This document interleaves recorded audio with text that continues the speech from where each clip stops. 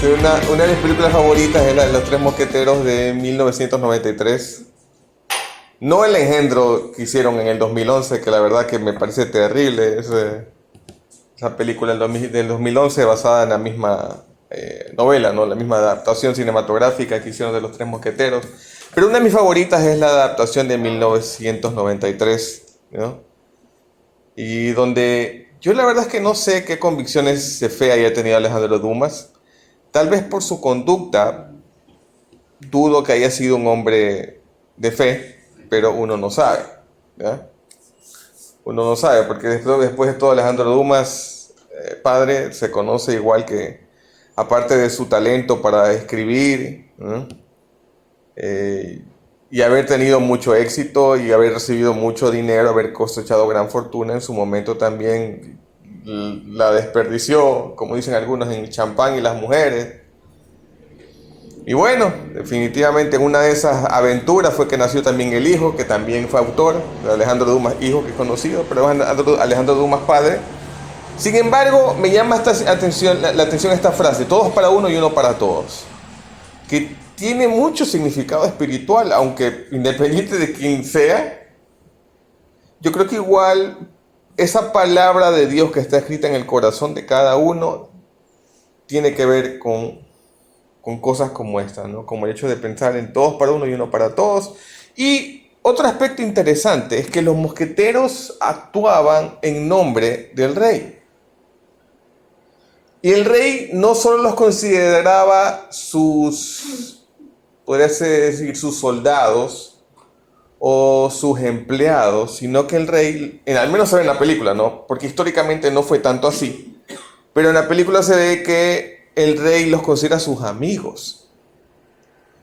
Y bueno, sin darle más preámbulo ni también hacerle spoiler del asunto,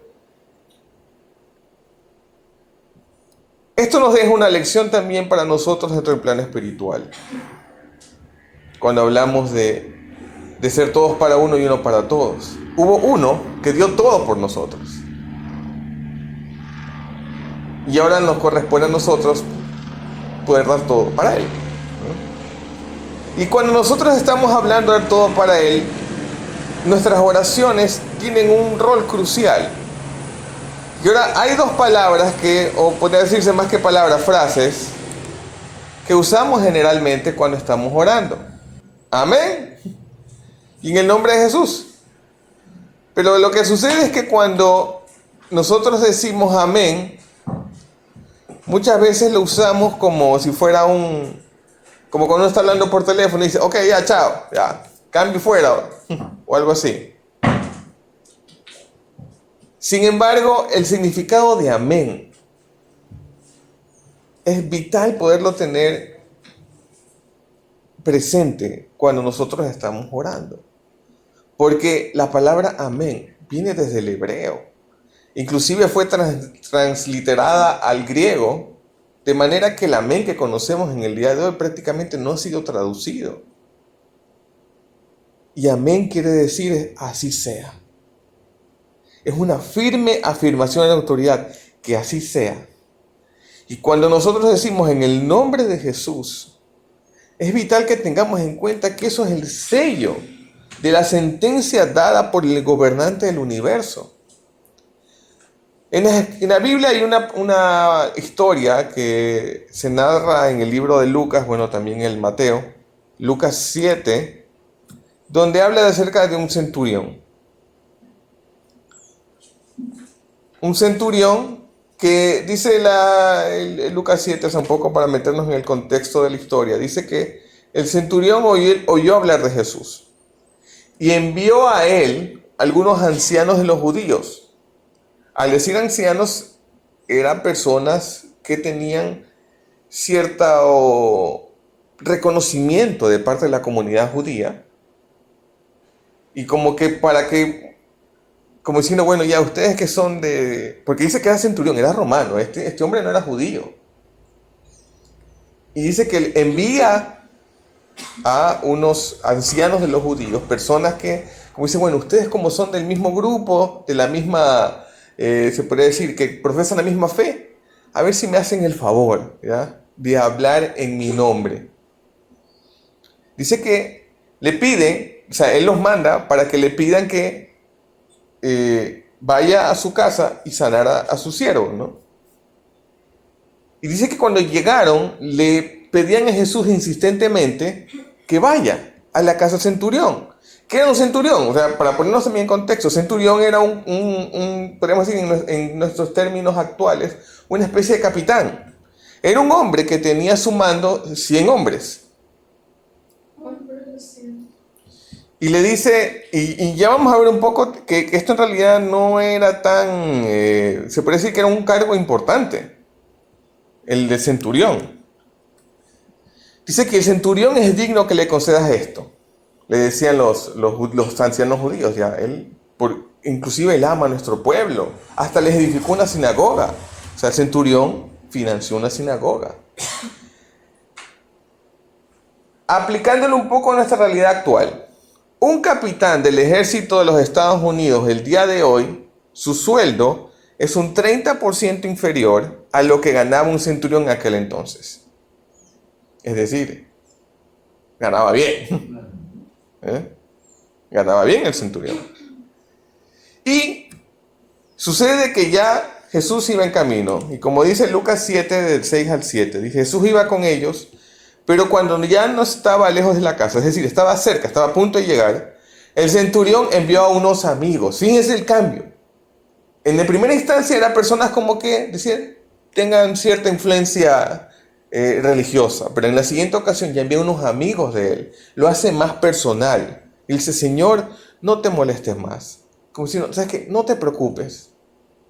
No te molestes más porque no soy digno de que tú entres bajo mi techo. Por eso ni siquiera me consideré digno de ir a ti. Tan solo di la palabra y mi siervo será sanado. O sea, el centurión no se sentía digno de acercarse al Señor. Y no sentía que su casa, que seguramente era una casa que se podría decir que tenía ciertos lujos, porque fíjense que tenía criados, había financiado una sinagoga, o sea, no es que era, como dicen en la jerga común, no es que era el guachimán o algo así, no, era alguien que tenía su rango, tenía su poder, tenía su dinero, y sin embargo no se sentía digno de recibir al Señor. Él dice, yo soy hombre puesto bajo autoridad, y como también tengo autoridad, si yo le digo al soldado que haga esto, lo hace. Si le digo algo a mi empleado que lo haga, él lo hace. Y como yo sé lo que tiene que ver, lo que es el estar sujeto a autoridad y el estar haciendo las cosas bajo autoridad, simplemente tú di la palabra y mi siervo será sanado. ¿Y qué pasó? Lo que nos dice así, acto seguido, en el versículo 9, dice, al oír esto, Jesús se maravilló de él. Esta frase en realidad a mí me impactó. Dice que se maravilló de él. ¿Qué puede hacer? ¿Qué podemos hacer nosotros que maravilla a Dios? Dice que el Señor se maravilló de él. Y volviéndose dijo a la multitud que lo seguía, les digo que ni aún en Israel he hallado una fe tan grande. El centurión reconoció la autoridad de Jesús sin ni siquiera conocerlo. Y claro que lo que pasó acto seguido fue que Jesús dio la palabra y el siervo se sanó. Este centurión tal vez nunca en su vida vio a Jesús. No lo sabemos, la Biblia no nos dice. Tal vez sí. Yo me imagino que en algún momento se acercó en alguna reunión grande, ¿no? Pero la Biblia no nos da más detalles acerca de esto. Pero sí nos detalla, y hasta nuestros días podemos recordar que la fe que tuvo este hombre fue una fe que maravilló al mismo Señor. Y lo interesante de esto es que así como la autoridad nos produce cierta protección, ¿y qué quiero decir yo con esto? Es que la autoridad por ejemplo, que podemos reconocer en nuestro entorno, en nuestros días, si a uno se le dice que está dentro del territorio ecuatoriano, quiere decir que está sujeto a las leyes del Estado ecuatoriano. En el momento que cruza la frontera, ya está fuera la autoridad del Estado ecuatoriano y está en la autoridad del estado vecino, del país vecino. Y es decir, que aquella cosa que tal vez puede ser legal en el uno, pero ilegal en el otro, por más que uno sea en este caso, por más que uno sea ecuatoriano, pero si uno va, por ejemplo, cruza la frontera con Colombia y uno hace algo que es ilegal en Colombia, está sujeto a las leyes colombianas. Entonces, cuando uno comete un delito, ¿qué hace? Es puesto a las autoridades competentes, ¿verdad? Entonces, lo que pasa con nosotros es que cuando estamos dentro de la autoridad del Señor, cuando precisamente obedecemos sus mandamientos, es cuando estamos dentro de su protección, dentro de su jurisdicción, por así llamarlo. Pero en el momento que nos alejamos de Él, es cuando cruzamos la frontera y nos alejamos de su protección, nos alejamos de su cobertura, nos alejamos de su autoridad. Y en el momento que eso sucede, ya estamos puestos bajo otra autoridad. Es interesante tomarlo así, y por eso es que tomamos este ejemplo. El centurión sabía lo que tenía que ver con tomar la autoridad, con hacer las cosas bajo autoridad y estar sujeto bajo autoridad. Y el asunto es que aquello que efectivamente está conforme a la autoridad crece fortalecido. Las plantas crecen sujetas a la autoridad de la tierra. Sin tierra no pueden crecer. Y el Señor hizo algo que me llama la atención y que está detallado en Salmo 115, 16, que dice: los cielos pertenecen al Señor, pero Él ha dado la tierra a toda la humanidad. Es decir, que Él nos delega a nosotros la administración del mundo. Y por eso es que hasta las pequeñas cosas que podemos hacer que afecten a su creación son cosas que están en nuestro poder hacer. ¿Qué quiero decir yo con esto? Por ejemplo, cosas como el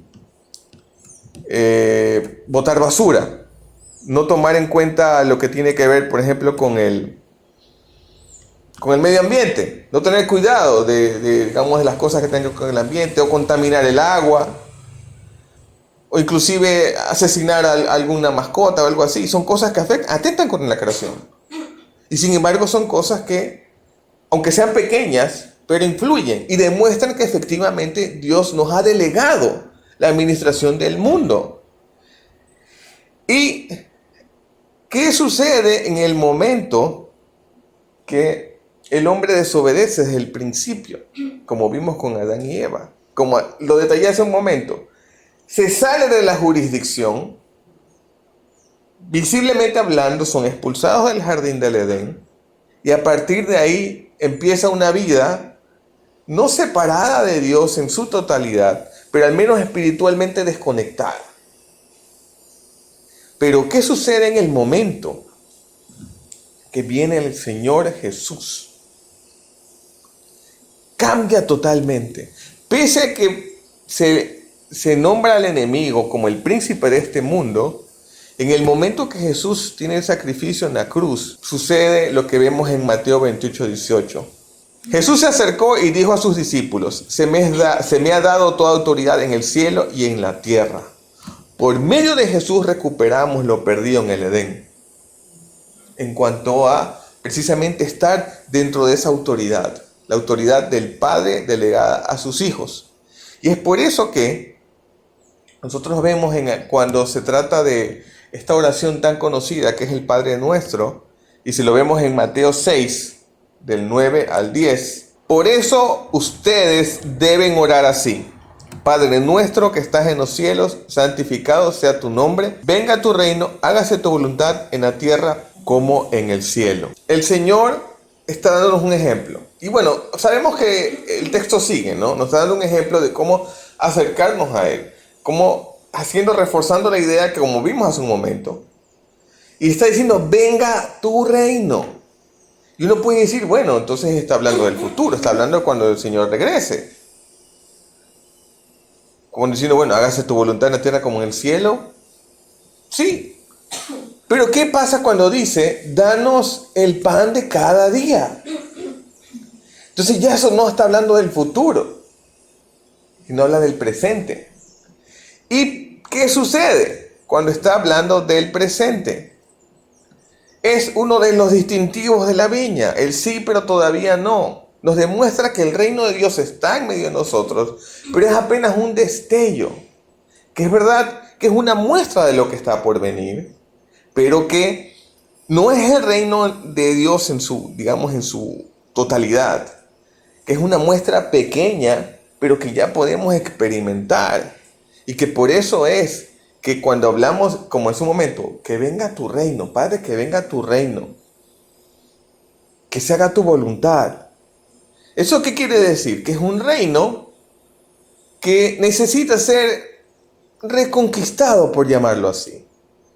Para poder reconquistar el reino, necesitamos crecer, como pasa con cualquier caso de un ejemplo de reconquista o guerra en general. Los soldados tienen que ser entrenados. Si son jóvenes, tienen que crecer. Dios está madurándonos. Dios está haciendo que nosotros podamos crecer y ser cada vez unos guerreros más eficaces para lo que implica la extensión de su reino, porque estamos en guerra. Y la oración, cuando oramos, es trabajar junto al Padre, así como vimos el domingo pasado, que era que estaban Padre e Hijo trabajando juntos por un hecho común, por un bien común, porque somos sus aliados podría llamarse, en la invasión del reino de Dios en contra del reino de las tinieblas. Porque, como vimos hace un momento, o sea, si se habla de un príncipe del mundo, que quien está gobernando, pero me gusta cómo lo nombra la Escritura, porque lo pone como príncipe, pero no como rey. Porque el que tiene la máxima autoridad es el Señor. Pero eso no quiere decir que todo venga fácil, porque estamos en guerra. Y es un caso que me llama la atención, que lo puedo comparar más o menos como pasó con lo que se conoce como la Reconquista Española. Cuando, un poco para ponernos en el contexto histórico, España fue invadida por el Islam, fue dominada por el Islam, y ninguna otra nación en la historia del mundo, en ninguna otra nación pasó lo que pasó en España, que después de haber sido invadida, sometida y transformada por un dominio extranjero, pueda, siglos después, liberarse, recuperar todo el territorio, expulsar a los invasores e imponer su propia cultura y religión. Esto no ha pasado en ningún otro país del mundo. Solo pasó en España. Y de ahí viene la famosa expresión de moros y cristianos y toda la cosa, ¿ya? Y eso fue lo que se conoce como la Reconquista, ¿no? Y claro que, bueno, el contexto histórico es un poco más amplio, pero en resumen fue así.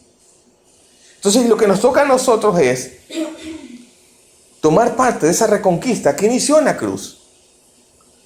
Que aquello que se perdió producto del pecado, de la desobediencia del hombre, podamos recuperarlo en el nombre de Jesús, extendiendo su reino, permitiendo que las personas puedan involucrarse en el reino de Dios y de esa manera poder extender su reino y puedan recibir ese, como decíamos hace un momento, ese destello de su reino. El sí, pero todavía no. Es decir, lo que ya está accesible para nosotros, muchas cosas que ya están accesibles para nosotros y que no se comparan con el inmenso bagaje de cosas que tiene preparadas el Señor para que los que le aman. Y eso, una muestra de eso lo vemos en el libro de Apocalipsis, el último libro de la Biblia, Apocalipsis 5, que dice del 9 al 10. Todos ellos cantaban esta nueva canción. Solo tú mereces tomar el libro y romper sus sellos. Aquí refiriéndose al Señor Jesús. Porque fuiste sacrificado y con tu sangre rescataste para Dios a gente de toda raza, idioma, pueblo y nación. Los hiciste reyes y sacerdotes para nuestro Dios. Ellos gobernarán la tierra. O sea, el Señor Jesús hizo todo eso. Como, me encanta lo que dice aquí. Rescataste para Dios. Hubo ese rescate. Gente de toda raza, idioma, pueblo y nación. De todas partes. Y los hiciste reyes y sacerdotes. Ellos gobernarán la tierra. Pero ¿qué pasa cuando se trata de gobernar? El aprender a gobernar es un proceso que implica crecimiento. Y ya que estuvimos ya que estuvimos hablando de Alejandro Dumas, hay otra película, me parece que veo muchas películas, basada también en una novela de Alejandro Dumas, que es El Vizconde Bragelonne, que se conoce como, yo sé, ¿no? De repente uno piensa acerca de Leonardo DiCaprio y enseguida piensa, ¡ay, Titanic! Pero no, actuó en más películas, más allá de Titanic. Hay más DiCaprio que Titanic. ¿Ya? De hecho, se considera que Leonardo DiCaprio es el personaje, la persona más memeable de la historia, porque un montón de memes que han sacado con imágenes de sus películas o su cara.